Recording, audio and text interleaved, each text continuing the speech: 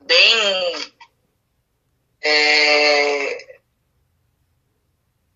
única a respeito da mobilidade, a respeito da complexação, né, do dinamismo dele, então as perdas, as formas. Então a gente viu sobre as formas, né, as fontes que ele existe, a questão com a relação com a microbiologia é muito importante, então a degradação, né, que é muito importante a gente conhecer por questões de manejo. O fósforo ele já é um pouco diferente, a gente já tem algumas outras características, né.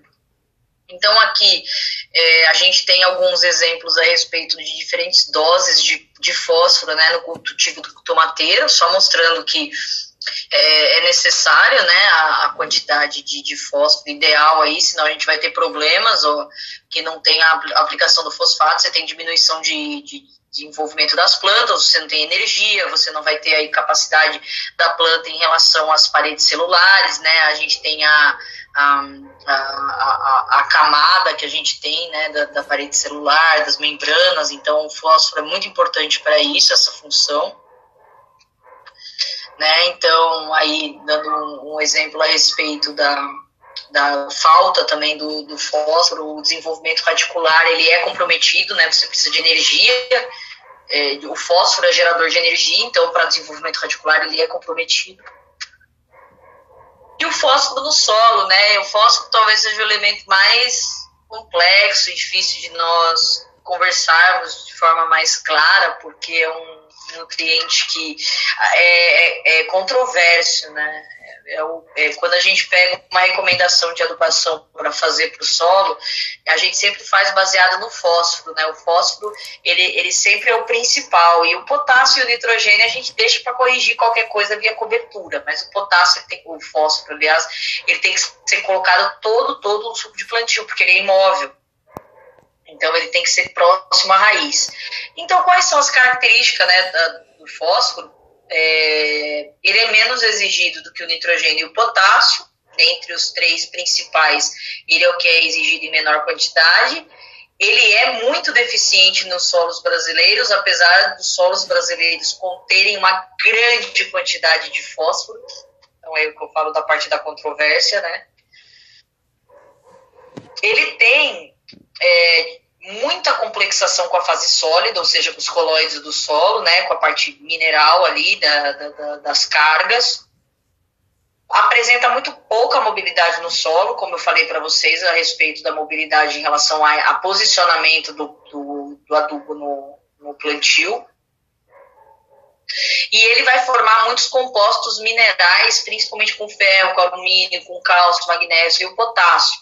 Então, quando a gente fala que ele sofre muita interação com a fase sólida, está relacionado também às argilas, tá, pessoal? E o material de origem. Então, os compostos são formados, né, pela reação dos fertilizantes fosfatados, com os constituintes do solo. Então, a gente vai ter aqui, né, principalmente o alumínio, o cálcio, o magnésio e o ferro. Então, ele vai ficar complexado em relação a isso. Ele vai formar. Então, na hora que a gente tem a aplicação do adubo fosfatado, é um dos motivos da gente ter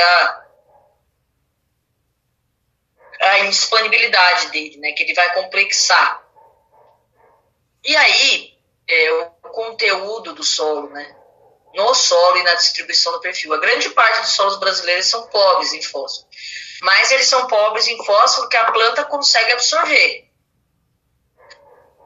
No nosso estado, a gente viu isso na aula prática, né? Mas no estado de São Paulo, o P-resina, a resina, que é aquela resina que a gente viu lá, que é utilizada para a extração do fósforo, vai variar, então, de 1 a 30 miligramas por decímetro cúbico de fósforo, né? Sendo mais comum entre 3 e 10 miligramas. Geralmente está aí a faixa, né? Não passa disso, porque é deficiente. Mas ele é deficiente por conta desses complexos que ele forma, né? E que ele fica fixado, ele não vai aparecer, mas não é porque põe pouco, porque ele de fato fica preso. Mas a gente tem aí algumas questões relacionadas aos solos que são mais ricos em fósforo, que são aqueles derivados das rochas basálticas, né, e do diabásio, que são pouco intemperizados, porque quando ele sofre muito intemperismo, ele tem muito ferro e alumínio, e isso faz com que haja o complexo e a fixação consequentemente. Lembrando que as rochas de basalto e o diabásio são rochas magmáticas, né? Então, os solos que não são solos muito antigos ou muito temperizados, eles apresentam uma melhor composição de fósforo. Já mais pobres são aqueles muito intemperizados, principalmente os latossolos, por exemplo, e aqueles que são derivados de arenitos e calcários. A nossa região aqui, né? Não preciso nem dizer que é grande parte com essa prevalência. Então, a gente está vendo aqui a distribuição no perfil da quantidade que eu vou ter de fósforo. Então, eu tenho um P total, que é aquele que é distribuído entre mineral e orgânico, tá? E esse fósforo total, ele está mais presente aí na superfície, ele tem pouca mobilidade. Então, as formas que a gente vai ter de ocorrência de fósforo no solo, né, principalmente nos minerais primários, que é a fonte original, então, principalmente as apatitas, né, as fluoropatitas, cloropatita, carbonoapatita, então, material de origem é a principal fonte. Nos minerais secundários, então aí a gente já vai ter nos fosfatos, né, e esses minerais secundários que convêm do solo, então vejam, todos eles apresentam fósforo na sua composição. O P orgânico, então, quais vão ser que é o que vai representar de 25% a 75% então, do fósforo total no solo, é o P orgânico. Então, da onde vão vir, né? Da onde vão vir esses P orgânicos? Esses P orgânicos, eles vão vir, então, dos fosfatos, né? Que são dos fosfatos oriundos aí dos processos de degradação, os fosfolipídios das paredes das membranas, né, lembrando da bicamada lipídica que a gente vê da membrana, os açúcares também, a ATP, né, os ácidos nucleicos e alguns íons ligados a radicais orgânicos da matéria orgânica. Isso é interessante, porque uma das formas da gente extrair o fósforo que é retido dos coloides é a partir da matéria orgânica, né? Então, a gente tem aí algumas questões relacionadas aos radicais livres. Então, pessoal, eu quero que vocês entendam que são várias as fontes de fosfato, de fósforo que temos. Então, peraí, só um minutinho.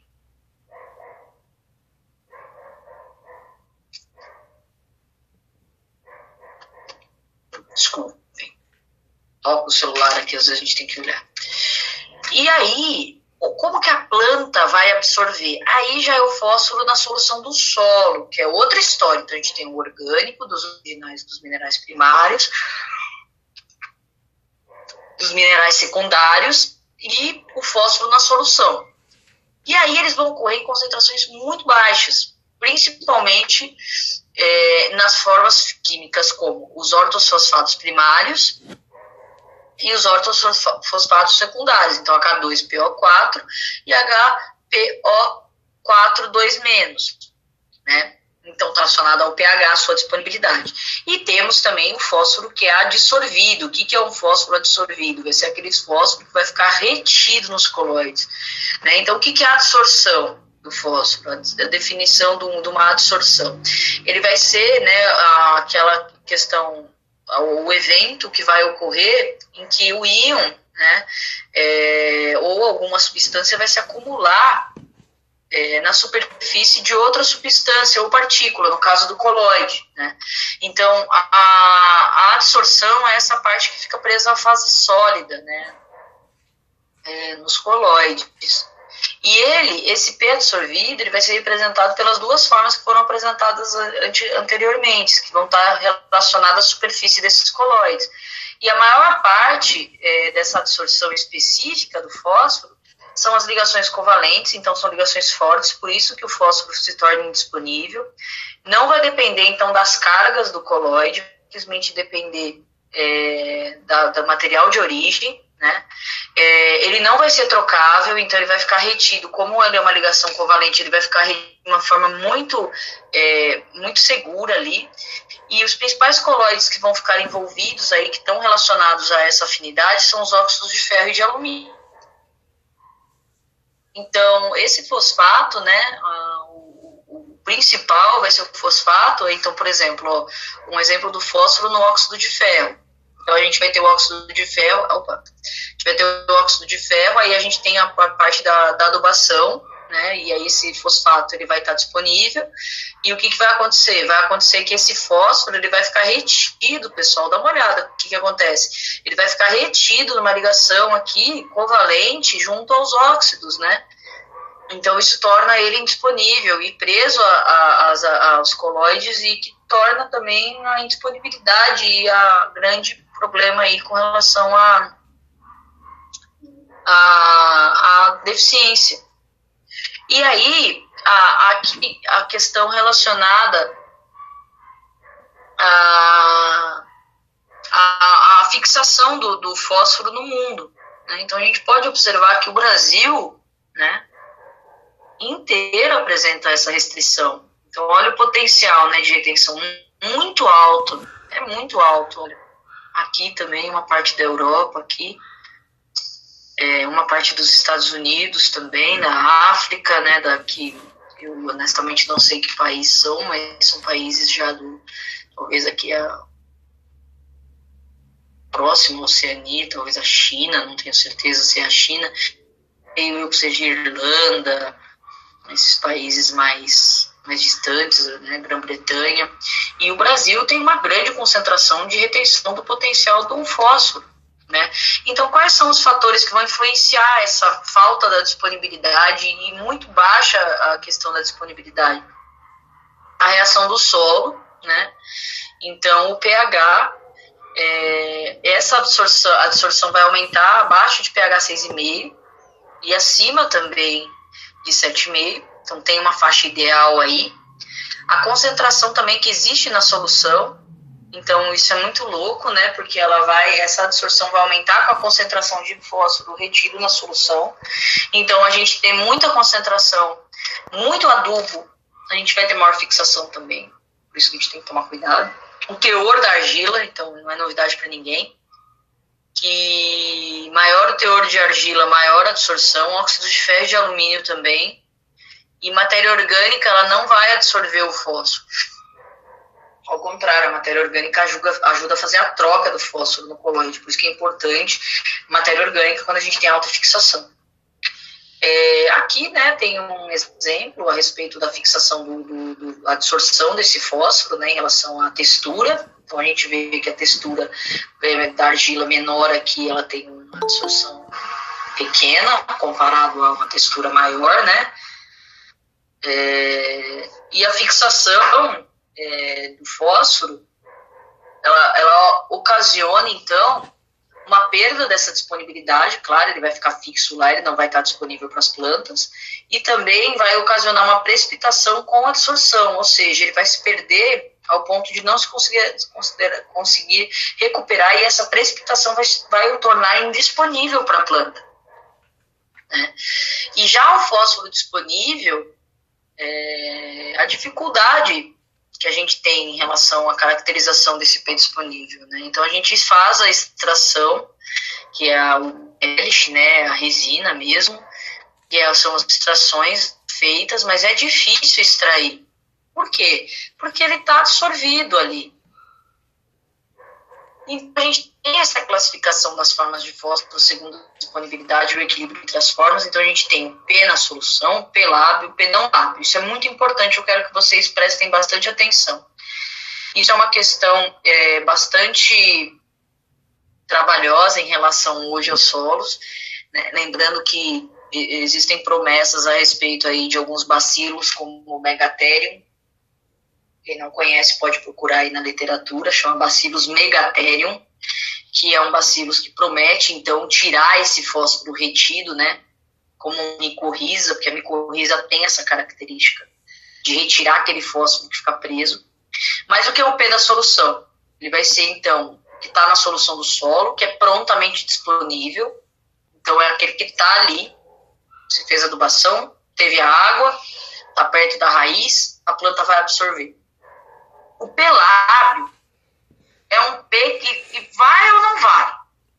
Ele está na fase sólida, mas ele pode passar para a solução a curto prazo.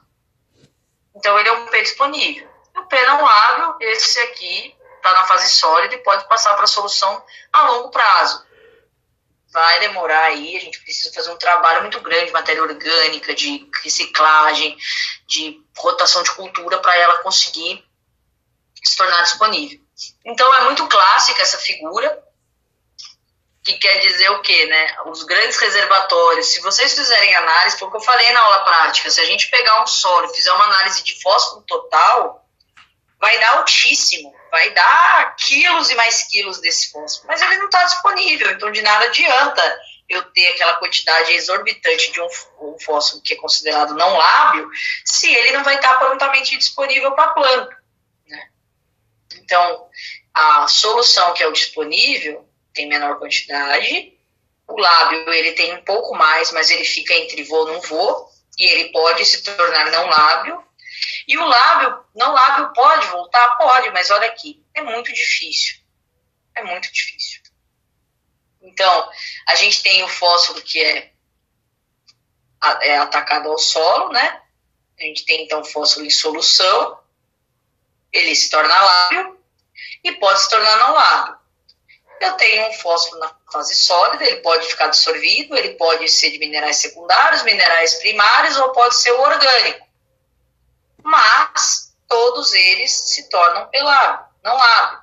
Pode passar por pelábio? Pode, mas olha aqui. A quantidade, né? É muito pequena. Então, a gente tem algumas perdas também do fósforo no solo. Então, quais são essas perdas? Os produtos agrícolas, né? Que é aquele que são extraídos, então é a extração daquele nutriente a partir da colheita. Erosão também. A erosão do fósforo é maior porque, como a gente falou, né, ele fica muito retido na fase sólida e ele é muito superficial também, uma grande parte fica na superfície. E em lixiviação, ele é desprezível em solo argiloso e muito pequena a contaminação por fósforo em solos arenosos. E qual que é a questão importante aí da aula, pessoal, em relação ao fósforo, né? A questão importante em relação à aula para o fósforo é a gente pensar a respeito do manejo. O que eu posso fazer para melhorar essa situação? O que eu posso fazer para não ter tanta perda ou indisponibilidade desse nutriente? Primeiro, sempre realizar uma calagem, uma correção de solo, por conta do pH, vocês viram, né? Que um pH entre 5,5 e um pH entre 6,5 e 7,5 é o ideal. Isso vai diminuir essa absorção do fósforo, que pode o tornar não lábio. Você tem que fazer a realização da adubação fosfatada com frequência? Sim, mas temos que tomar cuidado. Existem algumas fontes de fósforo, que são fontes que apresentam maior condições para essa absorção e transformar em não lábio. Utilizar bastante quantidade de adubação orgânica. Por quê? Porque a matéria orgânica ajuda a reciclar esse fósforo. Fazer rotação de cultura, como eu falei para vocês. A alta capacidade de extração do fósforo, por exemplo, o trigo sarraceno, é um exemplo que eu dei aqui. Sistema de plantio direto também, por conta dessa palhada, desse material orgânico, dessa rotação de culturas, né? Diminuir, então, a degradação dessa matéria orgânica ou também da erosão, da degradação da matéria orgânica e da erosão, porque o fósforo é perdido muito por erosão. Os fungos micorrízicos, como eu falei para vocês também, que são interessantíssimos e têm alta função em relação à retirada desse fósforo. Utilizar, então, o fosfato solúvel de forma localizada para você não ter perdas e aplicar a dose correta, isso é o mais importante, porque se você ficar fazendo uma grande concentração, lembra que a solução também muito concentrada é uma das causas de você ter a absorção do solo. Então, pessoal, é isso que acaba pegando bastante. Tá? Então, nós temos que avaliar tudo o que está relacionado a isso. Tá? Então, com relação à parte do fósforo e do nitrogênio, era o que eu tinha para falar. Nós temos aí bastante material para vocês. Eu vou disponibilizar esse material no grupo, né? Já vou fazer isso agora para vocês da aula. E